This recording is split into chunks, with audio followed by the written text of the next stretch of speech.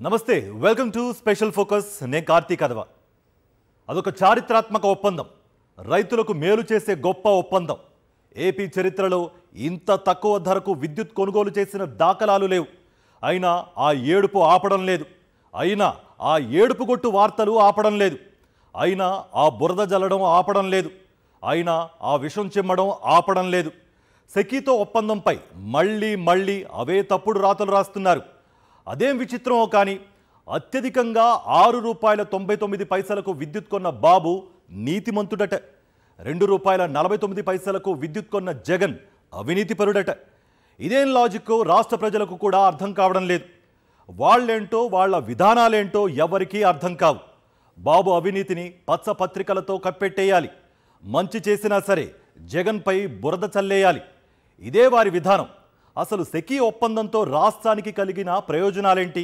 ఇందులో థర్డ్ పార్టీకి చోటుందా విద్యుత్ ఒప్పందాల రూపంలో బాబు ఆవిరి చేసిన ప్రజాధనం ఎంత తన కూలీ మీడియాలో తప్పుడు రాతలు రాయిస్తున్న బాబుకు అదానీ పేరెత్తే దమ్ముందా సూపర్ 6 హామీలు అడగకుండా డైవర్షన్ పాలిటిక్స్ చేస్తున్న చంద్రబాబు ఈసారి సెకీ ఒప్పందంపై విషం చిమ్మడం మొదలుపెట్టారు తాను నేరుగా అదానీపై ఆరోపణలు చేసేంత దమ్ము లేదు కాబట్టి తన కూలీ మీడియాతో విషపు వార్తలు రాయిస్తున్నారు ఈ విషపు వార్తల అర్థమేంటో తెలుసా కేంద్ర ప్రభుత్వం రాష్ట్ర ప్రభుత్వానికి లంచం ఇచ్చిందట అవును మరి థర్డ్ పార్టీకి తావు లేకుండా రాష్ట్ర ప్రభుత్వం డిస్కంలు సెకీ మధ్య ఒప్పందం జరిగితే 1750 కోట్ల ముడుపులు అందాయంటూ ఆరోపణలు చేస్తున్నారు అంటే దానర్థం కేంద్ర ప్రభుత్వం రాష్ట్ర ప్రభుత్వానికి లంచం ఇచ్చినట్టే కదా చంద్రబాబు ఆయన గారి కూలీ మీడియా చెప్పాలనుకుంటున్నది ఇదేనా అన్న ప్రశ్నలు వినిపిస్తున్నాయి కేంద్ర ప్రభుత్వ రంగ సంస్థ Solar Energy Corporation of India సెకీతో గత వైఎస్ఆర్సీపీ ప్రభుత్వం విద్యుత్ కొనుగోలు ఒప్పందం కుదుర్చుకుంటే లంచాలు చేతులు మారాయని ఆరోపణలు చేయడాన్ని ఏమనాలి కేంద్ర ప్రభుత్వ రంగ సంస్థలు ఎవరికైనా లంచాలు ఇస్తాయా అమెరికా సంస్థ అదానీపై ఆరోపణలు చేస్తే జగన్పై విషం చిమ్ముతారా కార్పొరేట్ ప్రపంచంలో పదే అదానీ గ్రూప్ పై యుద్ధం ప్రకటిస్తున్న అమెరికా ఇన్వెస్టర్లు రీసెంట్ గా అదానీ గ్రూప్ విద్యుత్ కొనుగోలు ఒప్పందాల్లో వివిధ రాష్ట్రాలకు లంచాలు ఇచ్చిందంటూ ఆరోపణలు చేశారు ఇక సందు దొరికిందే తడవుగా బాబుగారు ఆయనకి నిత్యం ఊడిగం చేసే కూలీ మీడియా మోకాలికి బోడిగుండికి ముడిపెట్టేసి వార్తలు అల్లడం మొదలుపెట్టింది ఈ కట్టుకథలను ఎంతవరకు తీసుకుపోయారంటే ఇప్పుడు బాబు పెంచుతున్న విద్యుత్ ఛార్జీలకు కారణం కూడా సెకీ ఒప్పందమే అన్నట్లుగా విష ప్రచారం చేస్తున్నారు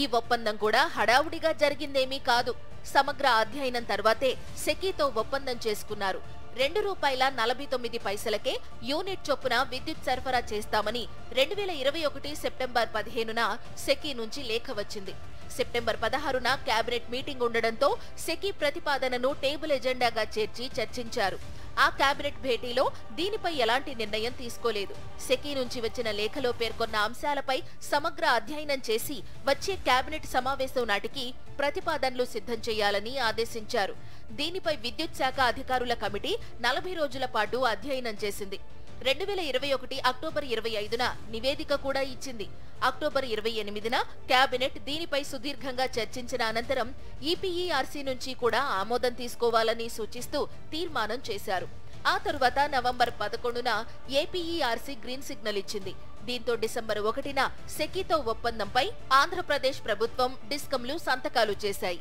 అంతేకాని రాత్రికి రాత్రి ఈ ఒప్పందం జరిగిపోలేదు 2.5 నెలల సుదీర్ఘ ప్రక్రియ నడిచింది అర్ధరాత్రి 1 గంటకు లేపి సంతకాలు చేయమన్నారంటూ అప్పటి విద్యాశాఖ మంత్రి బాలినేని చేసిన వ్యాఖ్యలు పచ్చి అబద్ధం పచ్చ పార్టీ డైరెక్షన్ లో నడుస్తున్నప్పుడు ఆ మాత్రం పచ్చి అబద్ధాలు చెప్పకపోతే బాబుగారికి ఆయన పార్టీకి చెడ్డ పేరు వస్తుందిలేండి అందుకే ఆయన అలా మాట్లాడి ఉంటారు ఇక సెకీతో ఒప్పందంలో ఎక్కడా థర్డ్ పార్టీకి చోటు లేదు విషయం ఇంత క్లారిటీగా తెలిసిన తర్వాత కూడా ఇంకా బాబుగారు ఆ పచ్చ మీడియాతో ఇవే తప్పుడు వార్తలు ప్రచారం కంటిన్యూ చేస్తే దాని ఉద్దేశం అదానీ కేంద్ర ప్రభుత్వాన్ని టార్గెట్ చేస్తున్నట్టే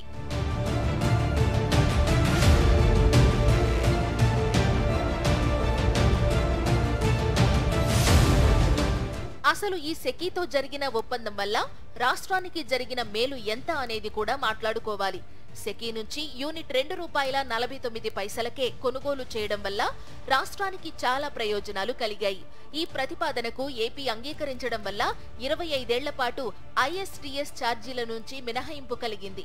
గత ప్రభుత్వం చేసుకున్న చారిత్రాత్మక ఒప్పందం కారణంగా రాష్ట్ర ఖజానాకు ఏటా 4,400 కోట్ల చొప్పున 25 ఏళ్లలో దాదాపుగా 1,00,000 కోట్లకు పైగా ఆర్థిక ప్రయోజనం చేకూరుతోంది. మునుపెన్నడూ రాష్ట్ర డిస్కంలు ఇంత తక్కువ ధరకు సోలార్ విద్యుత్ను కొనుగోలు చేసిన దాఖలాలు లేవు. టీడీపీ హయాంలో కుదుర్చుకున్న అధిక ధరల పీపీఏలతో పోలిస్తే ఇది సగం కంటే తక్కువ. అయినా టీడీపీ దాని కూలీ మీడియా విషం కక్కుతూనే ఉన్నాయి.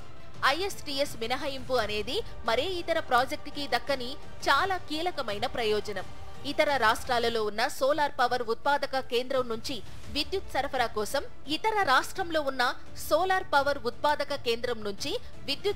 కోసం మరే ఇతర సంస్థతోనైనా ఇదే విధమైన ఒప్పందం కుదుర్చుకుంటే దానికి ఐఎస్టీఎస్ ఛార్జీలు చెల్లించాల్సి వస్తుంది. అప్పుడది చాలా భారంగా మారుతుంది.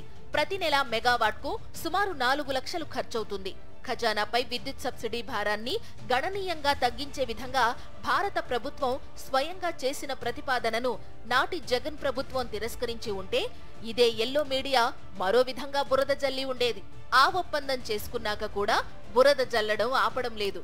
ఇక అదే సమయంలో ఆత్మ నిర్భర్ ప్యాకేజ్ కింద తమిళనాడు, ఒడిశా, ఛత్తీస్గఢ్ కు సెకీ యూనిట్ సోలార్ విద్యుత్ ఎంతకు అమ్మిందో తెలుసా?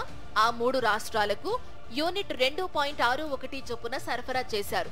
అంటే ఆ 3 రాష్ట్రాల కంటే 12 పైసలు తక్కువకే విద్యుత్ తీసుకొచ్చిన జగన్ ప్రభుత్వాన్ని అభినందించాల్సింది పోయి విషం చిమ్ముతున్నారు.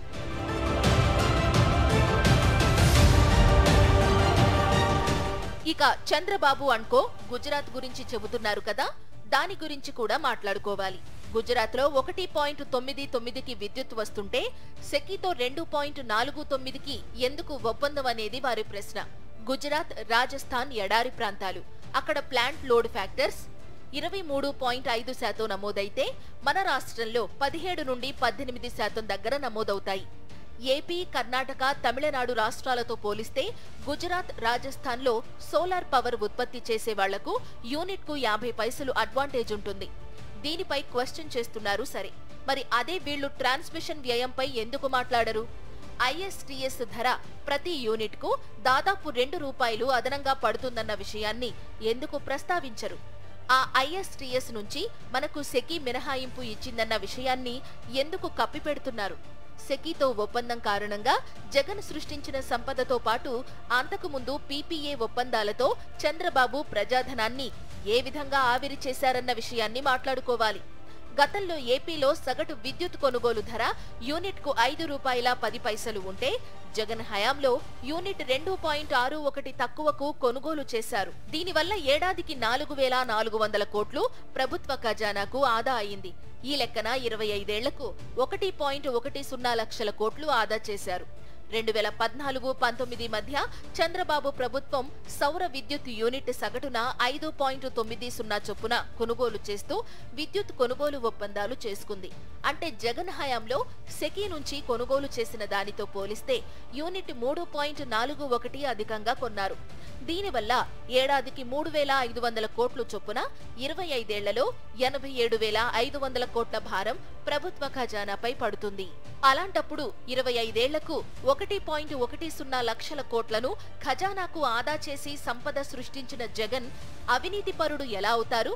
87,500 కోట్లు ఖజానాపై భారం వేసి సంపదను ఆవిరి చేసిన చంద్రబాబు నీతిమంతుడు ఎలా అవుతారు?